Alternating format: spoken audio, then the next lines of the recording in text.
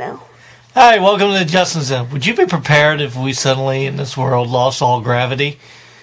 Well, apparently in Real Genius, that might actually happen according to Val Kilmer. So I'm getting ready for, well, if the world does lose gravity by being upside down. And, the blood's rushing to my head, but that just makes it all more fun. So this is the Justin Zone. Welcome.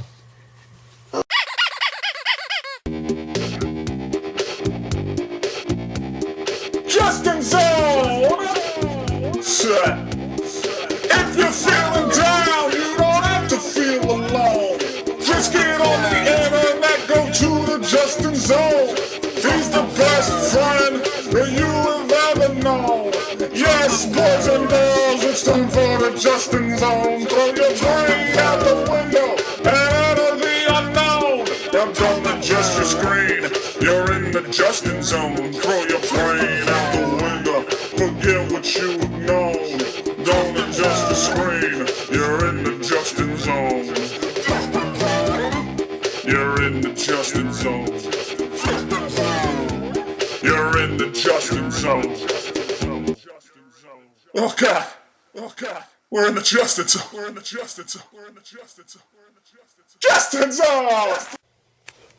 Welcome, my fellow weird people, or, geniuses, or whatever. We're back to the Justin Zone. We're back. Anyway, so today's movie is another weird science movie, or not really weird science, but a goofy science movie, Real Genius. This movie has Val Kilmer, one little geeky kid, I can't remember his name. It has I like to refer to him as the douche from Die Hard and Ghostbusters. Well, in Die Hard he was a douche reporter, in Ghostbusters he was a douche health inspector or something like that, whatever. He was from the health department. Anyway, he apparently was referred to as a dick. Anyway, so this movie revolves around, we start out the movie where it centers around the government is trying to build some kind of high-powered laser.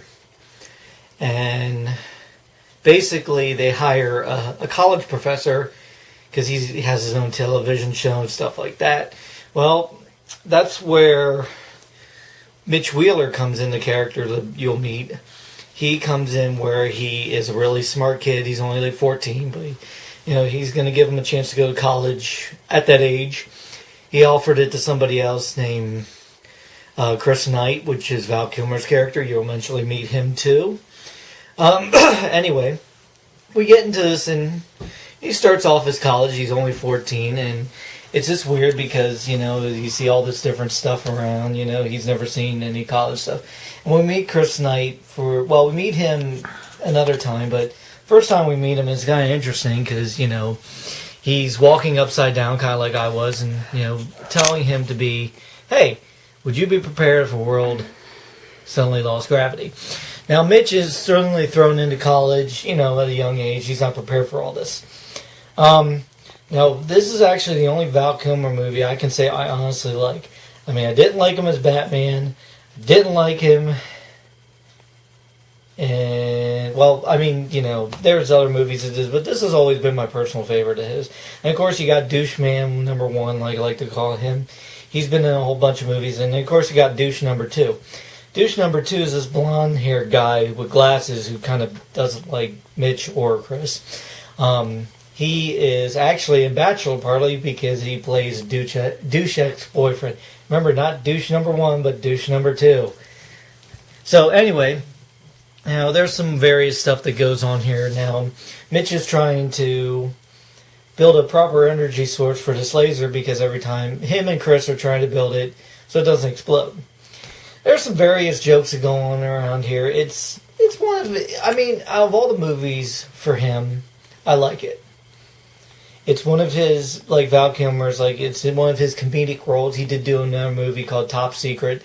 Absolutely worst movie I've ever seen. Don't watch it. It's like watching, he's playing some kind of actor or some kind of musician that's traveling through everywhere. Anyway, so if you're really into Val Kilmer, I highly recommend watching this because it's his early years. There's some really good rememberable scenes, especially at the end, but I cannot tell you what that last memorable scene is. Was huh? Okay. Anyway, you know, they had the Barbie doll. Still trying to figure out how to bring her to life. Maybe if I was a weird genius, I could bring her to life. But all I can do is make her headless. Oops. Try to put the head back on. There. Anyway, so just on another note, I am planning something else with the Justin Zone.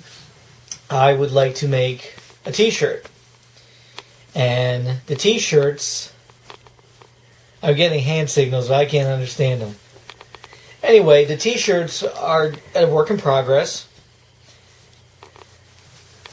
Oh, look at my belly, people. But, you know, I'm thinking of making t-shirts. So, you know, if you're really in the mood for a Justin Zone t-shirt, please give me a holler. I've already apparently had 17 people who want a t-shirt with my face on it going,